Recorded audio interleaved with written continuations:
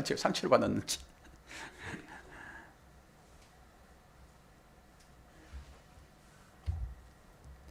오늘은 그리스도 예수를 본받아. 이거면 끝입니다. 우리가 그리스도 예수를 본받는 삶을 살기 위하여 신앙생활 하고 있잖아요. 어떻게 하는 것이 본받는 것인가? 저도 어렵죠. 저도 잘 본받지 못하고 내 마음대로 살아가는 경우가 많이 있으니까. 그런데도 불구하고 로마서 말씀을 통해서 우리에게 주어진 말씀이 또 있으니까 우리가 생각을 한번 해봐야 되겠습니다. 제가 한문을 하나 띄워드려요. 한문이 읽어지시나요? 읽어지시죠? 뭐지요? 예, 금목자흑. 가까울 근, 여기 이게 묵할 때는 점이요, 점. 지금 묵. 그리고 자는 이제 사람, 놈자, 사람이래요. 이 흑자는 다 아시는 거고요. 뭘 얘기하는 걸까요? 검은 것을 가까이 하게 되면은, 그 사람도 검게 물든다 이 말이에요. 그런데 우리가 이걸 까마귀 노는 곳에 백로야 가지 말자 이런 말이 있잖아요. 그렇다라고 하는 거예요. 이렇게 좋은 사람들과 같이 살면은 성품이 좋아지고 아주 악하고 포악한 사람들과 함께 살게 되면은 나도 그렇게 물든다 이런 얘기 있잖아요. 그러니까 예수님을 본받아 삽시다. 그럴 때도 같은 의미가 있어서 제가 이 글을 찾아가지고 어렵지만은 이렇게 해석을 해보았습니다. 사람의 속성을 여러분 잘 아셔야 되거든요. 사람만 잘 파악하게 되면은 원수가 없습니다. 다 그러려니 하고 생각이 되어지는 거예요. 근데 사람을 너무 거룩하게 생각을 하니까 자꾸 잘못되게 되면은 그거 지적하고 이러는 거거든요. 이 사람의 속성은 지약으로 가득 찼다 보시면 돼요. 그리고 이 지약된 사람들의 삶의 형태를 보게 되면은 위로 올라가려고 그러잖아요. 비행기가 왜 개발됐어요? 위로 올라가려는 것, 그것 때문에 그러는 거예요. 이게 과학인 것이고, 또 그거 없이 어떻게 문화가 발달하는가 이렇게 얘기할 수도 있으나 기본적으로 사람의 속성은 뭐예요? 위로 올라가고 싶은 것이 있단 말이에요. 그리고 늘 비어있는 상태로 생각되어지는 거예요. 그러니까 그 공간을 다양한 방법으로 채우려 하잖아요. 권력이 부족한 사람은 권력을 채우려고 그러고, 재물이 부족한 사람은 재물을 채우려고 그러고. 이 욕구가 인간들한테 다 있단 말이에요. 그래서 어떤 사람을 만나든지 간에 사람들은 그 사람에 의해서 영향을 받게 되어 있어요. 긍정적이든지 부정적이든지 간에 앞서 있는 사람들의 삶을 보면서 영향을 받는다고요. 나는 영향을 받지 않아. 그러더라도 자연스럽게 그 영향을 받게 되어 있습니다. 그리스도인들은 누구를 본받아야 됩니까? 당연히 예수 그리스도를 본받아 살아야 되겠죠. 그래서 예수 그리스도를 본받지 않고 살게 되면은, 그리고 그렇게 사는 삶의 끝은 형제를 비평하게 됐습니다. 형제를 원망하게 되었다니까요. 그것을 뭐라고 그랬어요? 예수 그리스도 십자가를 못 오가는 행위라고 제가 말씀드렸잖아요. 여러분의 삶을 보면서 제가, 집사님, 그 삶은 예수님을 못 오가는 삶입니다. 그러면 아주 화들짝 거릴 거예요, 여러분. 그런데 형제를 비방하든지 형제를 모함하든지 하게 되면은 그게 십자가를 못 오가는 거라고요. 오늘 말씀 여러분 한번 보세요. 15장 1절에 뭐라고 합니까? 믿음이 강한 우리는 마땅히 믿음이 약한 자의 약점을 담당하고 자기를 기쁘게 하지 아니할 것이니라. 저는 이 설교를 준비를 하는데, 목회자라고 하는 것은요, 하나님의 말씀을 맡아가지고 증거하는 사람이잖아요. 그렇기 때문에 목회자의 삶을 하나님은 드러내십니다. 그래서 그 삶을 통해 가지고 말씀을 이루어 나가시거든요. 그래서 어려워요. 평신도들은 감당할 일이 아닌데도 불구하고 목회자에게는 하나님께서 어려움을 주신단 말이에요. 왜 그러실까요? 말씀을 이루시려고요. 제가 예전에도 한번 말씀을 드렸죠. 여러분, 하나님은 우리들에게 말씀을 이루기 위하여 먼저 말씀을 주시고 그 말씀을 해석하기 위하여 삶이 따라온다고 말씀드렸습니다. 그리고 어떤 분들에게는 먼저 삶이 따라오고 그 삶을 또 해석하기 위하여 말씀이 주어진다고요. 이 두 가지밖에 없습니다. 전자나 후자나 전부 다 말씀을 이루기 위한 거예요. 여러분들이 말씀 공부를 열심히 하잖아요. 제가 설교를 준비하듯이. 그리고 이 설교를 어떻게 풀어내야 될 것인가. 오늘 그리스도 예수를 본받아. 그러면은 어떻게 설교해요? 제가 말로는 수없이 할 수 있어요. 제가 가지고 있는 신학적 지식을 가지고. 그런데 이것이 지식만 가지고 돼서는 안 되기 때문에 실제 삶으로 나타난다고요. 그게 사인입니다. 분명하게 주어지는 거예요. 그러니까 확실해요. 그리고 말씀을 배우기 전에는 말씀이 여러분들한테 없잖아요. 그럼 삶이 먼저 찾아옵니다. 우리가 예수 그리스도를 믿기 전에도 삶이 있잖아요. 다양한 삶. 그것이 축복의 삶이든지 고난의 삶이든지 간에 이 삶이 먼저 오고 뒤늦게 예수 믿게 하여 말씀을 주신다고요. 그래서 그 말씀으로 해석하는 거예요. 뭐 하려고 그럴까요? 예수님이 어떤 분이신지를 알 수 있도록 하기 위한 것이죠. 오늘 본문도 그래서 그리스도 예수를 본받아 살아야 된다라고 얘기한 거잖아요. 근데 예수님의 삶을 살펴보게 되면은 안타깝게도 자신을 위한 삶이 아니었습니다. 이게 어려운 거예요. 쉽게 끊어버리고 싶은 생각이 얼마나 간절하겠습니까? 여러분 삶 가운데도요. 관계 가운데서 나 저 사람 진짜 보기 싫어. 짐승하고 하는 건 아니잖아요. 짐승까지 뭐 잡아먹어버리기도 하고 뭐 그러긴 하지만은 사람과 관계 이게 어려운 거예요 이게.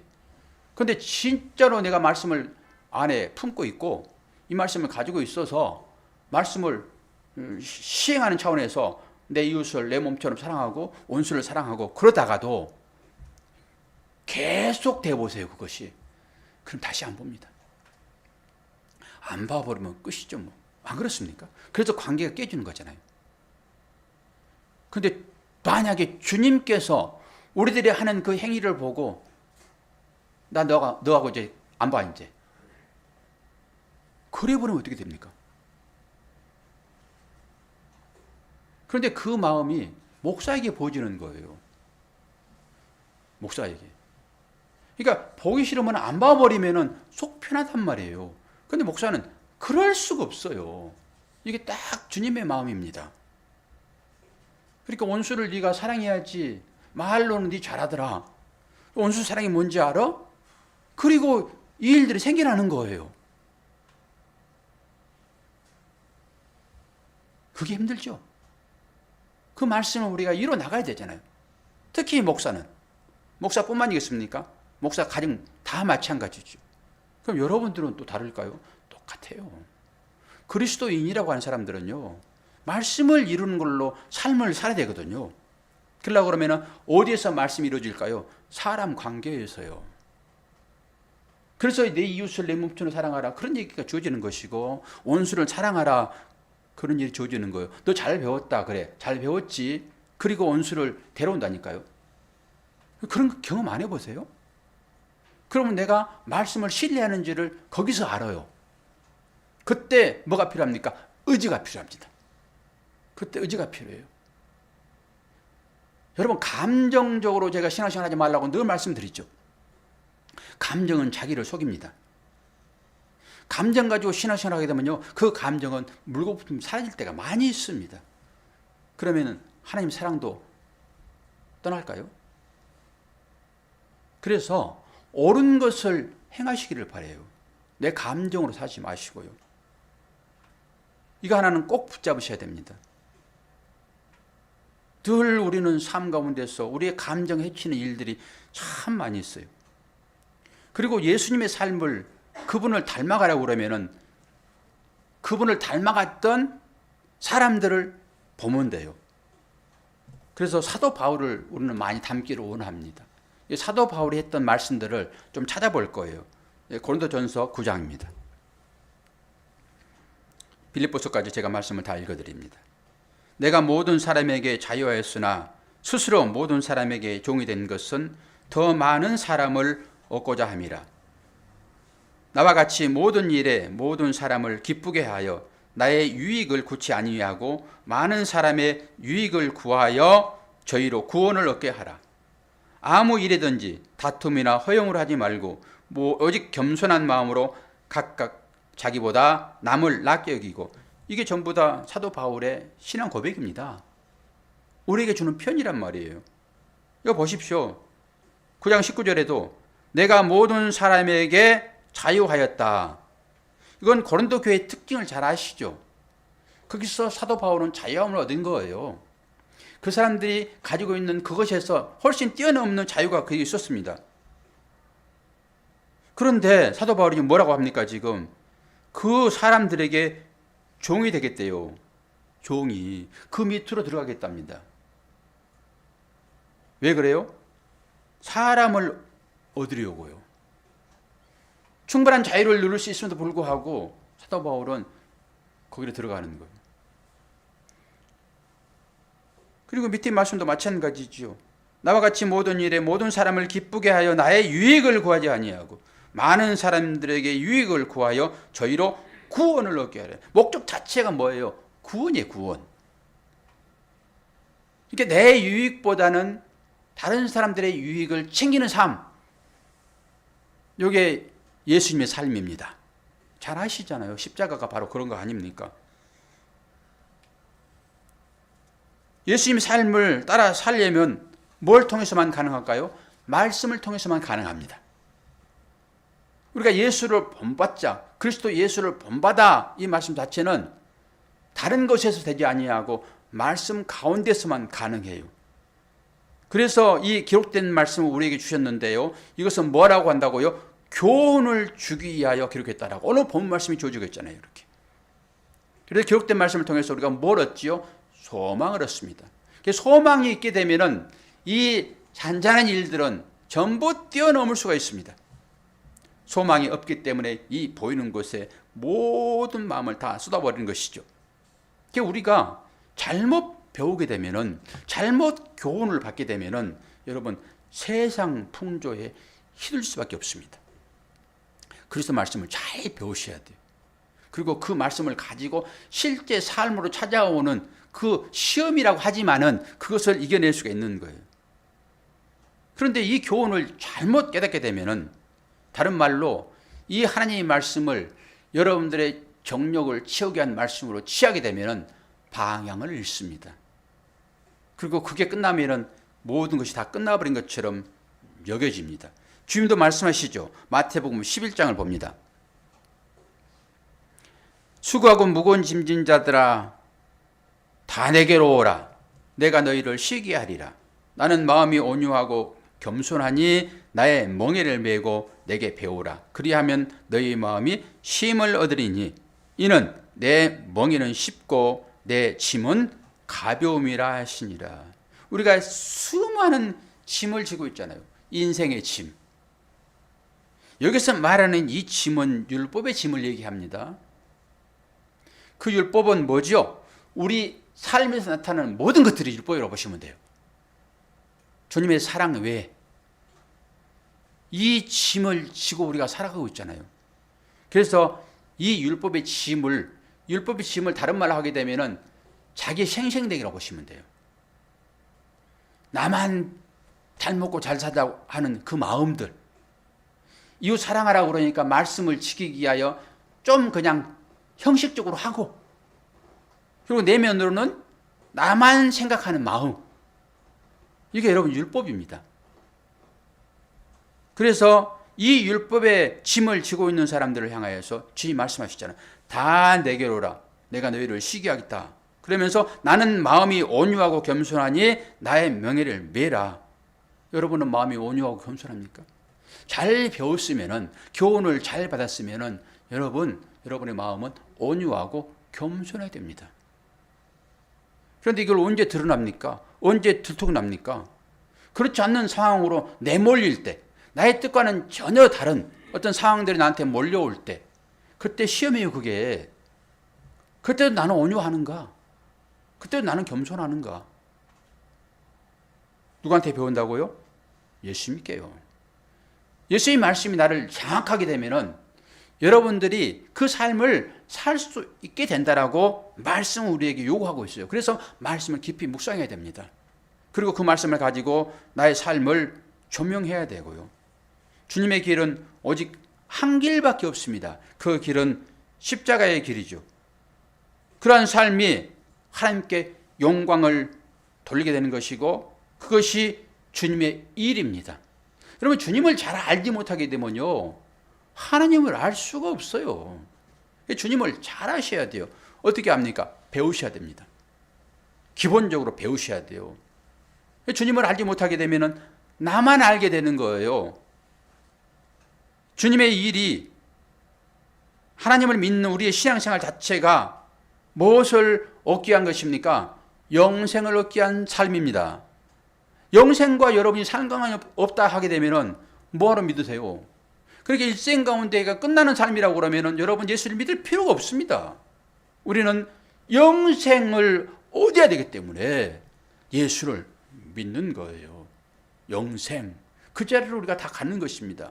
그러면 영생이 무엇인가를 또 말씀 통해서 찾아보겠습니다. 영생은 뭐라고 합니까? 요한복음 17장 3절 같이 읽어봅시다. 시작. 영생은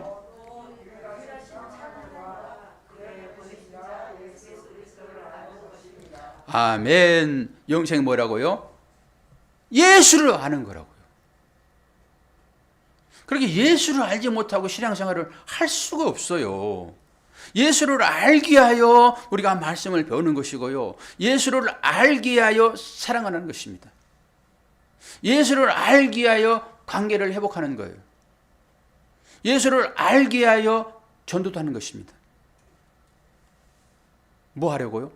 영생 얻기 위하여. 영생이라는 그 말 자체가 다른 말로 예수를 아는 것이라니까요. 내 영생이신 주님께서 어떤 삶을 사셨는지를 보아야 되겠죠. 본받아 살려고 하게 되면 예수님께서 어떻게 사셨는지를 빌립보서 2장을 봅니다. 너희 안에 이 마음을 품으라 곧 그리스도 예수의 마음이니 그는 근본 하나님의 본체시나 하나님과 동등됨을 취할 것으로 여기지 아니하시고 오히려 자기를 비워 종의 형체를 가져 사람들과 같이 되었고 사람의 모양으로 나타나셨음에 자기를 낮추시고 죽기까지 복종하셨으니 그 십자가에 죽으심이라. 예수가 누구시라고요? 하나님의 본체시라고요. 그 하나님이 인간의 몸을 입으셨다고요. 누구 때문에요? 저와 여러분 때문에요. 제한을 두시는 거예요. 제한을. 그래가지고 어떻게 됩니까? 죽기까지 복종하셨대요. 자신을 낮추고. 이 삶입니다. 이게 그리스도 예수를 본받아예요. 만만한 일은 결코 아닙니다. 그러나 당연히 우리가 예수를 아는 삶으로 나가려고 그러면은 본받아야 됩니다. 이 삶이 우리한테 나와야 돼요. 그런데 오늘 본문에 보면은 바울이 지금 뭘 얘기를 하고 있습니까? 바울은 자신의 확신이 비록 옳다 할지라도 자신이 가지고 있는 이 사상, 이 교리, 이것이 옳다 하더라도 그것을 자기 마음대로 행하지 아니하였다라고 하는 거예요. 그러면서 약한 자들의 약점을 짊어진다. 다른 말로 짊어져라 그러는 거예요. 여러분도 어떤 믿음의 선에서 사실 것입니다. 그런데 다른 사람들이 어떤 수준에 이르지 않으면은 너는 언제까지 그럴래? 이렇게 말할 수 있거든요. 믿음뿐만 아니라 모든 삶에 다 적용됩니다. 그런데 사도 바울은 자기는 모든 것에서 확실한 믿음의 경지에 올랐으나 그것으로 마음대로 살지 않았다고요. 오히려 연약한 자들의 약점을 함께 짊어졌다라고 얘기를 해요. 오늘 본 말씀이 로마서 15장 말씀이. 그게 예수를 본받는 삶이에요. 그게 예수님은 어떻게 사셨습니까? 오직 하나님 아버지의 뜻대로. 아버지가 일하시니 나도 일한다라고 예수께서 말씀하시잖아요. 자신의 삶을 살지 않았습니다. 철저하게 아버지의 뜻대로 사셨습니다. 베드로전서 2장도 봅니다. 저는 죄를 범치 아니하시고 그 입에 괴사도 없으시며 욕을 받으시되 대신 욕하지 아니하시고 고난을 받으시되 위협하지 아니하시고 오직 공의로 심판하시는 자에게 부탁하시며 친히 나무에 달려 그 몸으로 우리 죄를 담당하셨으니 이는 우리로 죄에 대하여 죽고 의에 대하여 살게 하려 하심이라. 저가 채찍에 맞음으로 너희는 나음을 얻었나니 너희가 전에는 양과 같이 길을 잃었더니 이제는 너희 영혼의 목자와 감독이신 이에게 돌아왔느니라. 이 말씀만 여러분들이 조금 깊이 있게 읽으셔도 하나님의 사랑, 주님의 사랑이 얼마나 크게 나를 이끌고 있는지를 아시는 거예요. 이것이 은혜가 되게 되면 이 말씀을 읽으시면서 여러분 펑펑 눈물이 나는 거예요. 내가 어떤 자리에서 구원받았는가요? 여러분 죄의 삭은 사망입니다.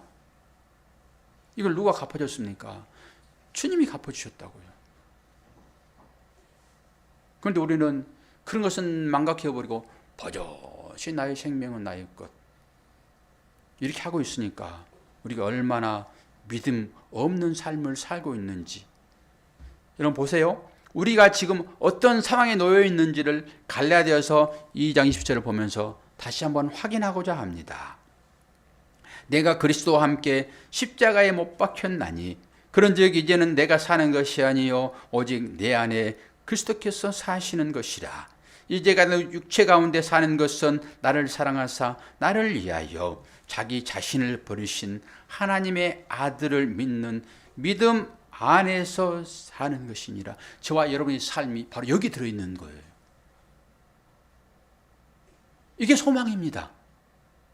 우리가 지금 주님과 상관없이 살고 있는 것처럼 보여지지만은 여러분들의 신앙 고백, 나는 주님을 믿습니다. 주님은 나를 위하여 십자가에 달려 들어가셨습니다. 라는 그 고백은 바로 이걸 얘기를 하는 거예요. 나는 이제 온데간데 없고 예수 그리스도 안에 들어가 있어서 사는 자라고요. 그러니까 내가 하는 그 일은 주님의 일인 거예요, 여러분.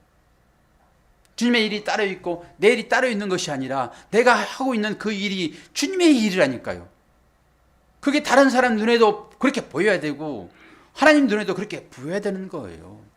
이게 그리스도를 본받는 자의 삶인 것이고 형제를 사랑하는 것이고 원수를 사랑하는 거예요.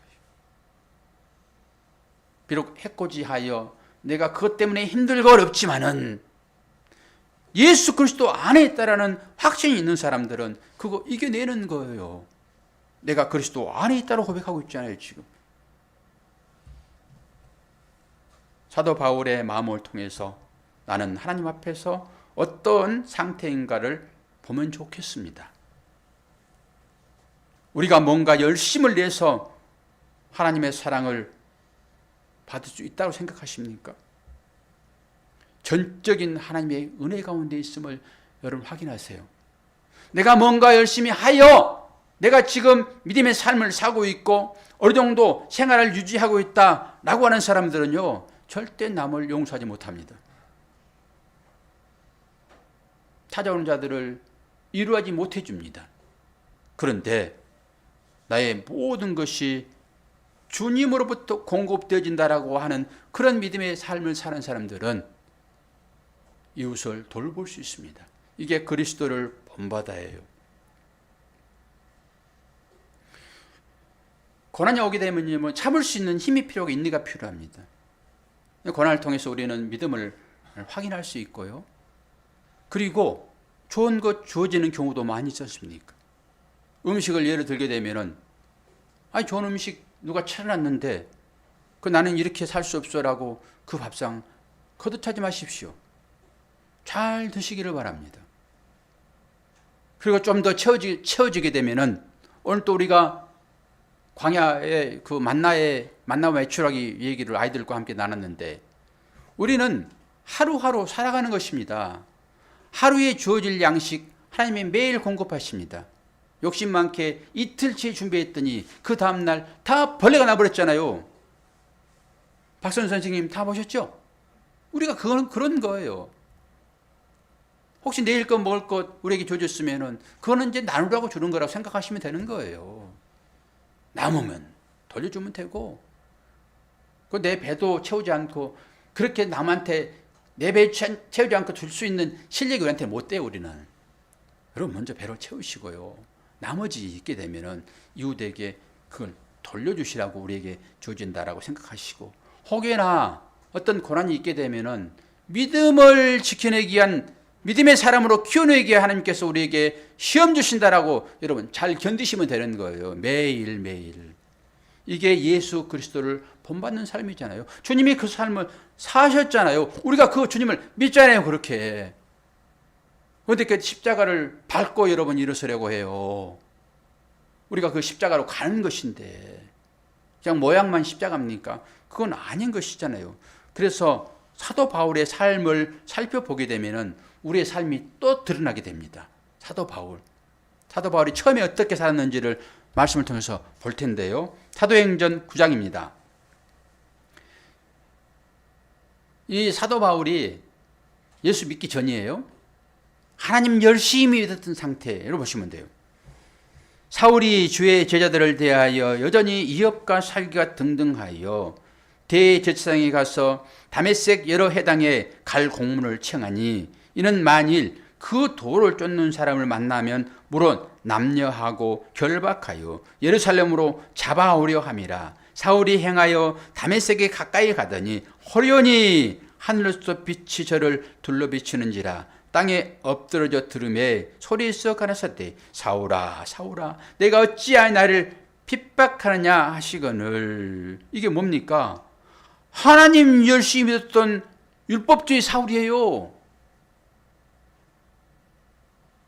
우리가 이 신앙생활을 할 수 있다는 거예요. 율법으로. 예수의 사랑은 쏙 빠져버리고 그냥 하나님 사랑만 외치면서 율법으로 정해놓는 그것만 잘하면 되는 줄 알고. 사울이 얼마나 열심을 냈습니까? 사울이 자신을 이렇게 고백합니다. 볼까요? 빌립보서 3장 4절을 봅니다.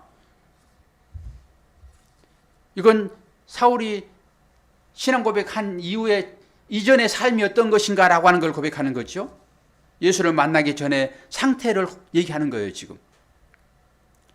그러나 나도 육체를 신뢰할 만하니 만일 누구든지 다른 이가 육체를 신뢰할 것이 있는 줄로 생각하면 나는 더욱 그러하리니, 내가 8일 만에 할례를 받고 이스라엘 족속이요 베냐민 지파요 히브리인 중에 히브리인이요 율법으로는 바리새인이요 열심으로는 교회를 핍박하고 율법의 의로는 흠이 없는 자로다. 여러분 보십시오. 사도 바울의 삶은 철저했습니다. 율법으로 정해놓는 그 모든 것을 완벽하게 지켰다라고 하는 거예요. 이게 구약의 하나님 사랑이었습니다. 이 행위가 우리들한테 그대로 있는 것을 보게 됩니다. 그리고 이거 잘하면은 하나님께서 축복하실 거야 라고 하는 것이 구약이잖아요. 구약은 모양이고 그걸 통해 가지고 주님이 어떤 분이신지를 깨닫도록 말씀을 주셨는데 그 그림자만 붙잡고 이것이 오행인 줄 알고 살아가 버린 상태. 근데 사도 바울은 예수를 만나고 나서 완전히 옛날에 자기가 가졌던 모든 지식, 모든 재물을 배설물로 똥으로 여겼다. 저는 그렇게 보지는 않습니다. 배설물로 여겼다라고 하잖아요. 사도 바울이 가지고 있었던 것, 예수를 만나기 전에 행했던 율법의 모든 행위, 그게 예배이며 그게 기도이며 그게 찬양이며 그게 헌금이며 그게 구제예요. 예수를 만나기 전에 했던 것, 율법으로 정해놨던 그것을 열심히 했던 그 행위, 그 행위를 사도 바울은 예수를 알고 나서 야, 이게 배설물이었구나. 그것을 기본 삼아서 신앙생활을 하게 되면은 여러분 율법의 노예가 되고요. 우리가 율법의 노예가 된다. 그 얘기는 뭐예요? 내 배만 배부르겠다라고 살아가는 신앙 형태예요. 예수를 그렇게 믿게 되면은 딱 사도 바울이 예수를 만나기 전에 삶입니다. 그리고 그것을 성경은 둘째 아들이 먹고 살아가는 돼지우리의 시험 열매라고 얘기를 해요. 그러니까 우리가 그거 먹으면서 꿀꿀대고 있는 거예요, 지금. 그거 더 많이 먹으려고 하고 있다고. 똑같습니다, 여러분. 이 영적인 이 실체를 알지 못하게 되면 우리는 거기서 계속 배고파가지고 더 먹으려고 싸움질하고 있다니까요, 우리가. 그러니까 이걸 통해서 말씀하시는데요. 하나님은 우리의 삶을 통해서 말씀하신다고요. 뭐 저에게도 그런 고난이 있고 여러분들의 고난이 있잖아요. 그러면 그 고난이 왜 찾아왔는지를 여러분 보셔야 되는데 그것만 해결하기 위하여 살아간다 하게 되면 딱 돼지우리에서 그 지업 열매 더 많이 먹어서 배부른 상태 외에는 없습니다. 왜 우리들한테 이 시련을 주게 되고 왜 하나님께서 축복하시기도 하고 왜 어려움을 줄까요? 저 같은 경우에는 오늘 이 설교를 준비를 했기 때문에 이 설교는 뭐예요? 예수 그리스도를 본받는 삶이 어떤 것인지를 다뤄야 되잖아요. 로마서 15장 말씀이 그것이니까.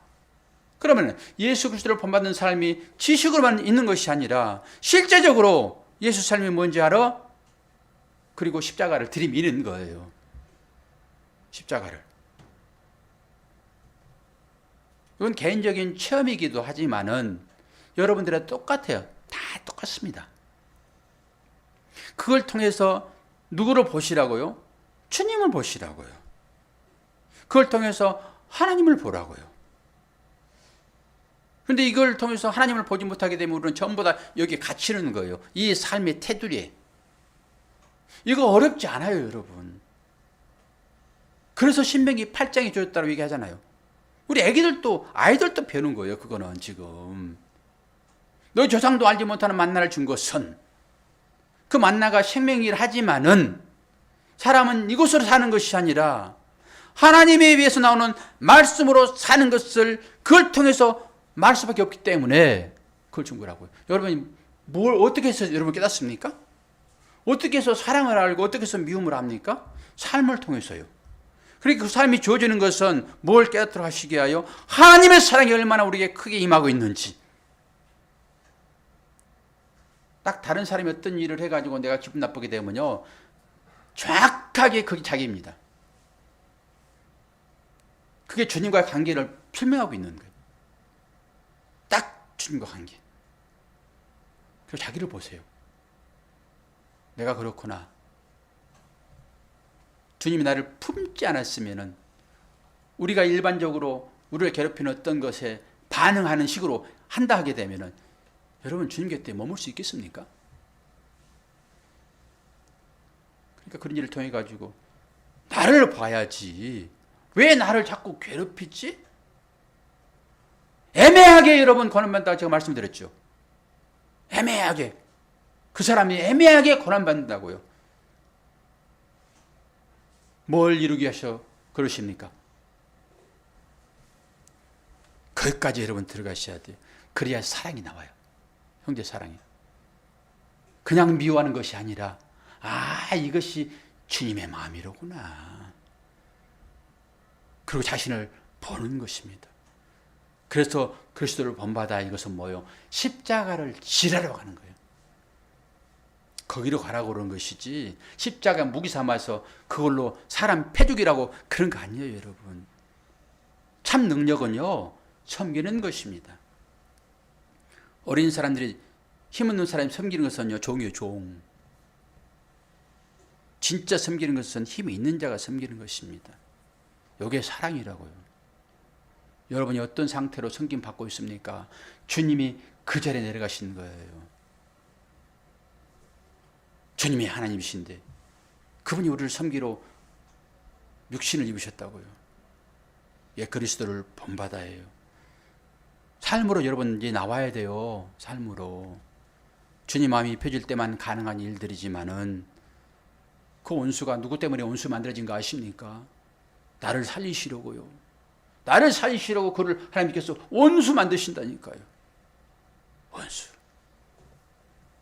기도하겠습니다. 하나님 아버지, 그리스도를 본받아 사는 삶이 어떤 삶인지 말씀을 통하여 조명합니다. 밑으로 내려가지 아니하고 섬기지 아니하고 십자가를 지지 아니하고 주님을 본받을 수 없는데 우리는 주님을 본받는다 하게 되면은 세상 가치로 뭔가를 얻어내기로 하는 그런 마음으로 주님을 본받으려고 하지는 않는지, 아버지 그 마음이 우리에게 주어졌는지 아닌지를 우리의 상황을 통해서 주님은 또 시험하시는데 그때마다 넘어지지 않게 도와주시고 잘 이겨내어 주 앞에 상급받는 우리 모두가 될 수 있도록 은혜 허락하여 주옵소서. 애매하게 나 때문에 고난받는 그들을 위하여 기도하게 하여